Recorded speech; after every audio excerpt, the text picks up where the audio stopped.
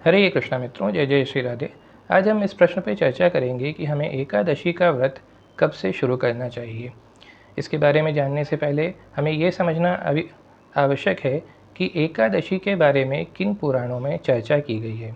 पद्म पुराण और ब्रह्म वैवर्त पुराण में एकादशी के बारे में चर्चा की गई है, परंतु भागवत गीता में एकादशी के बारे में डायरेक्टली तो कोई श्लोक नहीं आता है, परंतु वहाँ पे भी austerity, cleanliness, simplicity, celibacy, non violence जैसी चीज़ों के बारे में चर्चा की गई है, जो कि डेफिनेटली एकादशी जैसे उपवास की तरफ इशारा करते हैं।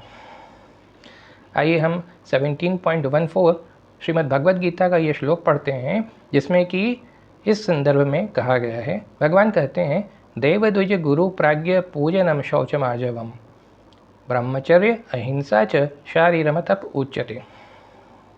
तो यहाँ पे आप देखेंगे डायरेक्टली तो एकादशी के बारे में नहीं कहा है, परंतु एकादशी के संदर्भ में कहा गया है कि हमें भगवान, ब्राह्मण, स्पिरिचुअल मास्टर्स, माता पिता, इनकी सेवा करनी चाहिए, इनका पूजन करना चाहिए और हमारे जीवन में क्लीनलीनेस, सिंप्लिसिटी, सेलिबेसी और नॉन वायलेंस, ये 4 चीज़ों के बारे में कहा गया है।